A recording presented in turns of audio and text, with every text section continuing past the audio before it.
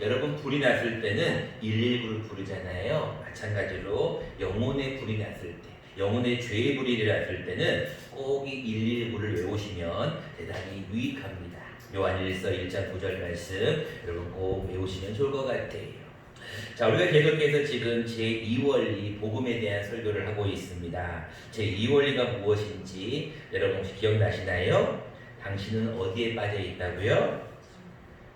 한 분밖에 대답 안 하셔서 다시 한번 자막을 준비했습니다. 앞에 자막을 보시고 다시 한번 제2원리를 한번 읽어보겠습니다. 시작. 당신은 죄에 빠져 하나님으로부터 떠나 있습니다.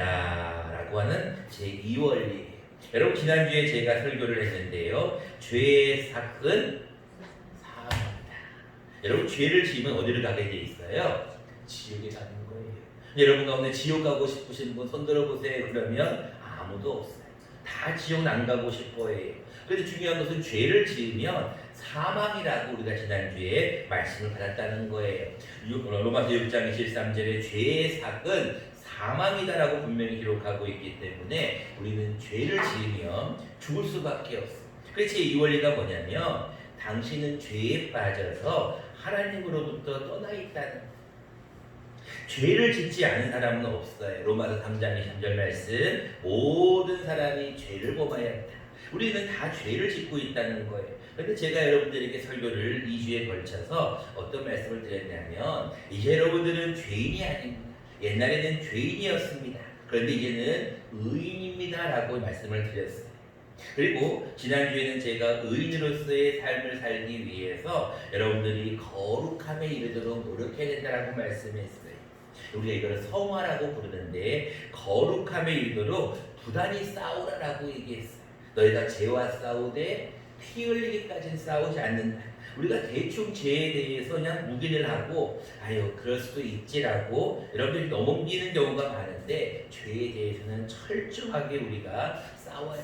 그래서 우리 몸을 불의의 병기가 아니라 의의 병기로 드리자라는 말씀을 제가 지난주에 말씀을 드렸어요. 자, 여러분에게 한번 질문해 보겠습니다. 어떻게 지난 한 주간 의인답게 사셨습니까? 지난 한 주간 동안 여러분 죄와 부단히 싸우셨습니까? 여러분들의 지체를 의의 병기로 드리려고 부단히 애를 썼습니까? 라고 여러분들에게 질문을 하면 네, 저는 지난주에는 정말로 의인답게 살았습니다. 죄를 짓지 않고 살았습니다 라고 말할 수 있는 분이 과연 몇 명이나 있을까라는 거죠. 성경은 거기에 대해서 뭐라고 말씀을 하고 있냐면 우리 인생에 대해서 이렇게 얘기를 합니다. 한 번 더 자막을 읽어보겠습니다. 넘겨보시죠. 시작. 개가 그 토한 것을 도로 먹는 것 같이 미련한 자는 그 미련한 것을 거듭 행하느니라. 여러분 잠언서 16장의 말씀이 베드로후서 2장 22절에 똑같이 기록이 되어 있는데 베드로후서에는 개와 더불어서 돼지에까지 비유를 해요.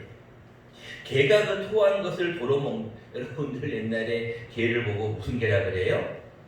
똥개라 그러잖아요. 왜 그래? 자기가 토한 거, 자기가 배달한 것을 도로 먹는 개도 있다는 거예요. 우리가 미련한 자는 그 미련한 것을 거듭 행한다고 기록하고 우리에게는 끊임없이 죄에 대한 욕구, 죄에 대한 본성이 남아있어서 죄의 뿌리가 남아있어서 아무리 의인답게 살려고 애를 써도 또 우리는 죄를 짓는다는 거예요. 오늘 본문도 마찬가지입니다. 5절 말씀입니다. 우리가 그에게서 듣고 너희에게 전하는 소식은 이것이니 곧 하나님은 빛이시라 그에게는 어둠이 조금도 없다는 것이에요. 자, 중요한 것은 하나님은 빛이시기에 그에게는 어둠이 없어. 이건 다 아는 말씀이에요. 그런데 중요한 것은 뭐냐면 6절 말씀이에요. 만일 우리가 하나님과 사귐이 있다고 하고 어디에 행하면? 어둠에 행하면 거짓말을 하는 자라는 거예요. 우리가 하나님을 믿는다고 하고 하나님을 믿는 백성이라고 성도라고 얘기하면서 하나님은 죄가 없으시고 어둠이 없으신데 우리가 하나님을 믿는다고 하면서 어둠에 행하면 이 뭐 하는 자라는 거예요? 거짓말하는 자라는 거예요. 여러분들이 어둠에 이번 주간 지난 주간도 행하였다면 여러분들은 거짓말하는 자라는 거예요. 근데 문제가 하나 있어요.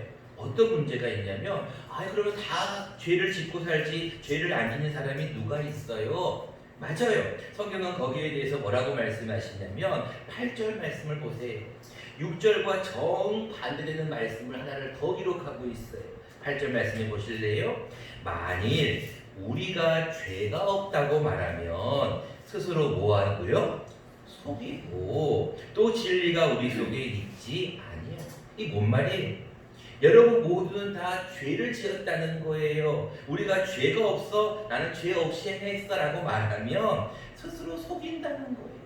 똑같은 말씀이 뭐라고 나와 있는지 아세요? 10절 말씀도 보세요. 10절 말씀에 만일 우리가 범죄하지 아니하였다. 우리가 지난주에는 죄를 짓지 않고 거룩하게 살았습니다. 범죄하지 아니하였다라고 하면 하나님을 뭐하는 이로 만든다고요? 거짓말하는 이로 만든다. 좀 이상한데요? 6절 말씀과 8절과 10절 말씀이 정반대되는 말씀 아닌가요? 여러분들이 이 말씀을 보면서 좀 이상하지 않았나요? 저는 처음 이 말씀을 볼 때 너무나 이해가 안 됐어요. 왜? 6절 말씀에 보면은 하나님과 사귐이 있다고 어둠에 행하면 거짓말한대요. 이게 뭔 말이에요? 우리가 하나님을 믿는다고 하면서 어둠에 행하면 안 된다는 얘기예요. 그런 말씀을 준 다음에 8절과 10절 말씀에 그래 우리가 그런 거짓말하면 우리가 어둠에 행하면 안 돼. 죄를 지면 안 돼. 이렇게 알고 있었는데 8절과 10절에 보니까 야 그러면 너희가 만일 죄가 없다? 라고 말하면 너희는 스스로 속인다. 10절 말씀에 너희가 그럼 범죄하지 아니하였다. 그럼 너희는 하나님을 거짓말하는 자로 만든다는 거예요. 그래서 우리가 말씀을 볼 때는 들을 때는 잘 깨달아야 돼요. 그 말씀이 의미하는 바가 무엇인지를 잘 알지 못하면 우리는 항상 말씀에 어떤 오류에 빠지게 되고 야 이 말씀은 다 좀 틀린 거다라고 할 수가 있다는 거예요. 그래서 오늘은 제목처럼 우리가 의인답게 살려면 어떻게 할 것인가 두 가지를 말씀을 나누려고 합니다. 첫 번째입니다. 우리가 의인답게 살려면 우리는 먼저 죄의 종류를 알아야 돼요. 자, 여러분들이 아마 많이 들어보셨을 거예요. 죄가 무슨 죄가 있고 무슨 죄가 있는지 혹시 여러분들 아시나요? 많은 분들이 알고는 계실 거예요. 그러나 조금 여러분들이 어려워할 수 있을 것 같아서 설명보다는 자막이 훨씬 더 편할 것 같아서 제가 자막을 준비했습니다. 자막을 보시고 같이 한번 읽어보겠습니다. 첫 번째입니다. 원죄, 아담과 하와의 불순종의 죄. 두 번째입니다. 자범죄, 우리가 일상적으로 짓는 죄. 자, 죄는 두 가지예요. 여러분들이 많이 아마 신앙생활 하신 분들은 들어보셨을 말씀일 거예요. 원죄가 뭐고 자범죄가 뭔지는 아마 들어보셨을 거라서 알겠지만 그러나 조금 더 자막을 준비한 것은 여러분들에게 이해를 쉽게 하기 위함입니다. 자, 여러분 원죄라는 것은 아담과 하와가 선악과를 따먹지 말아라. 그 열매를 먹을 때는 죽는다라고 명령을 하였는데 아담과 하와가 그것을 범죄하였어요. 우리가 이 죄를 원죄라고 하고 이 원죄는 우리의 조상인 아담과 하와의 아담의 조상이기 때문에 우리에게 그대로 내려오는 거예요. 그래서 성경이 말씀하고 있는 모든 사람이 죄를 범하였다는 것은 이 원죄를 의미해요. 원죄는 아담과 하와의 불순종의 죄. 여러분 사람은 두 사람이 있는데 하나는 겉사람이 있고 속사람이 있어요. 여러분 잘 아는 말씀대로 우리의 겉사람은 날로 후패해져요. 여러분 연세가 드시면 몸은 자연히 노화될 수밖에 없어요. 그런데 우리의 속사람은 날로 새롭다라고 기록하고 있잖아요. 이 원죄라는 것은 우리의 속사람이에요. 우리의 속사람은요 이미 우리는 죄를 가지고 태어난다는 거예요. 여러분 어린아이를 가만히 보면 알잖아요. 어린아이들이 순수하고 이쁘고 사랑스럽지만 이 아이들에게도요 이기적인 어떤 죄성이 있어요. 자기를 먼저 챙기려고 하는 자기 것을 먼저 가지려고 하는 그런 본성이 있다는 거예요. 그래서 사람은요 아무리 교육을 받고 아무리 어떤 훈련을 받아도 이 죄성이라는 것은 남아있어요. 누구에게 나왔으니까? 아담에게서 물려받았기 때문에 그래요. 그래서 여러분들 이 죄성은 원죄는 누가 와서 완전히 풀어버리셨냐면 예수 그리스도께서 오셔서 원죄를 완전히 파괴해버렸어요. 그래서 이제 그리스도 예수 안에 있는 자에게는 결코 정죄함이 없다는 말씀이 예수 그리스도의 십자가 보혈의 사건으로 말미암아 우리의 모든 죄는 더 이상 죄가 되질 않아요.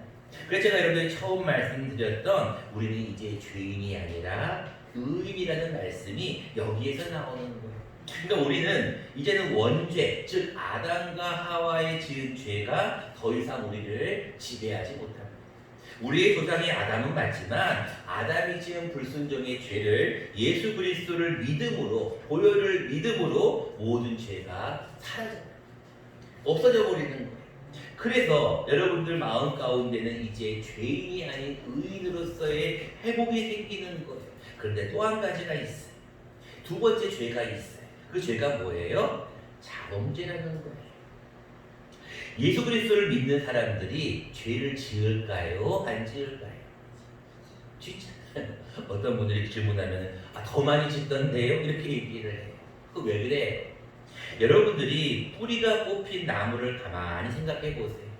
뿌리가 나무가 뽑히면 어떻게 돼요? 처음에는 그 나무에 붙어있는 가지나 열매들도 시간이 지나면서 서서히 다 죽어요. 그런데 뿌리가 남아있는 나무는요, 아무리 가지를 잘라버리고 뭐 열매를 뜯어내고 뭐 몸통을 자른다고 해도요, 시간이 지나면 또 자라거든요.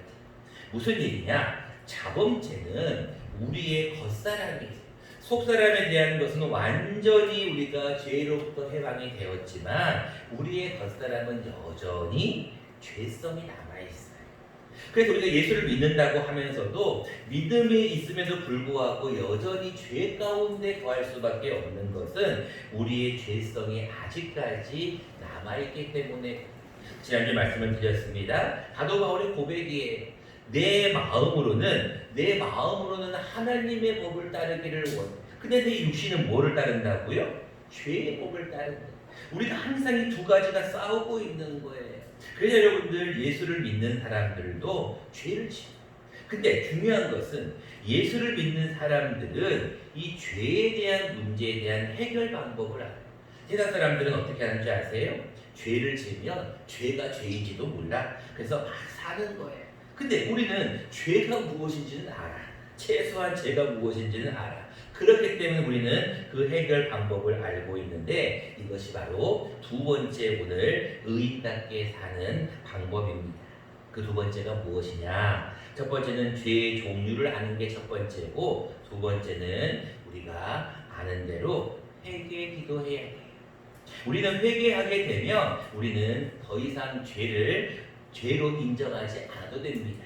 자, 1장 9절 말씀 다시 한번 말씀을 드립니다. 만일 우리가 우리 죄를 자백하면 그는 미쁘시고 의로우사 우리 죄를 뭐하시며 사하신대요.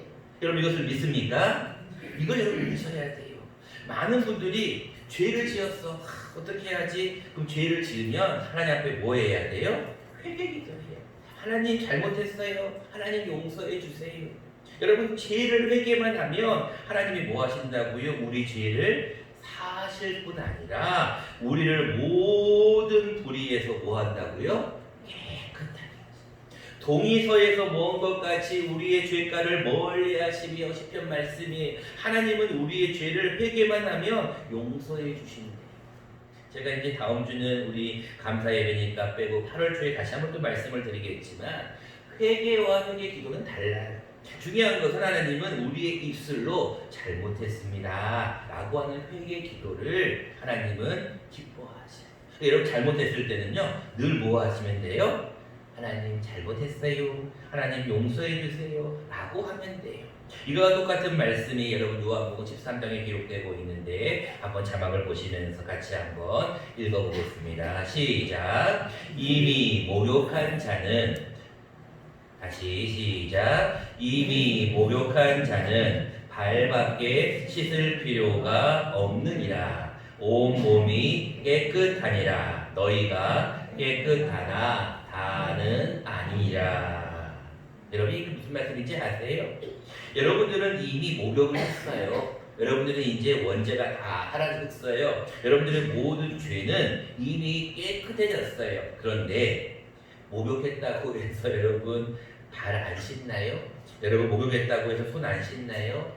목욕하고 난 다음에도요, 우리의 항상 드러나는 얼굴이나 손과 발은 씻어야 돼요. 이게 무엇이에요? 여러분들은 죄는 이미 용서만 받았어요. 여러분들은 의인이에요. 중요한 것은 의인답게 살기 위해서 끊임없이 우리는 회개해요. 하나님, 내가 오늘도 의인답게 살려고 했는데 잘 안 되네요. 용서해 주세요. 그렇게 하면 하나님께서 우리에게 뭐 하시냐면 힘을 주셔요. 그래, 알았다. 다음에는 조금 더 이길 수 있는 힘을 줄게. 조금 더 나가는 것이 성화의 단계고, 마지막 어느 정도의 단계가 이르면 이제는 영화의 단계에 이르게 돼요. 여러분들 이 단계는 나중에 또 말씀을 드리겠지만, 여러분들이 부단히 싸우셔야 돼요. 이번 주에도 하나님, 내가 잘못했습니다. 하나님 용서해 주세요. 근데 문제는 아까 처음 읽었던 말씀 기억하세요? 개가 그 토한 것을 도로 하나님, 내가 잘못했어요. 근데 잘못한 것을 회개해 놓고 또 똑같은 죄를 지으면 돼요? 안 돼? 그게 안 된다는 거예요. 그게 개와 똑같은 거고 돼지와 똑같다는 거예요. 여러분들 회개하게 되면 노력하셔야 돼요. 하나님, 내가 예를 들어서 이번 주에는 누구를 너무나 미워했어요. 그래서 내가 용서하게 해주세요. 미워하지 않게 해주세요. 하면 노력하셔야 돼요. 하나님, 내가 용서할 수 있도록 힘을 주세요. 내가 조금 더 다음에는 덜 미워하게 해주세요. 10가지 죄를 지었던 사람은 9가지만 짓도록, 8가지만 짓도록 도와주세요 라고 하면 하나님이 힘 주셔요. 근데 하나님, 저는 죄를 지어도 상관없어요. 나는 항상 죄만 지을래. 이러면은 하나님 힘을 안 주셔. 여러분 회개 기도하시고 꼭 나아갈 것은 노력하십시오. 이번 주간도 의인답게 살기 위해서는 죄가 무엇인지를 분명하게 아시고, 특별히 자범죄에 대해서는 하나님 앞에 회개 기도하십시오. 우리가 우리 죄를 자백하면, 하나님 잘못했어요. 하나님, 제가 이렇게 안 살려고 했는데 또 제가 죄를 짓네요. 한 번만 더 힘을 주세요. 덜 죄를 짓게 해주세요 라고 하면, 그는 미쁘시고 의로우사 우리 죄를 사하시며 우리를 모든 불의에서 깨끗게 하신다는 이 놀라운 고백의 말씀을 여러분들 믿고 이 한 주간도 승리하는 저와 여러분 되시기를 간절히 축원합니다. 고맙습니다.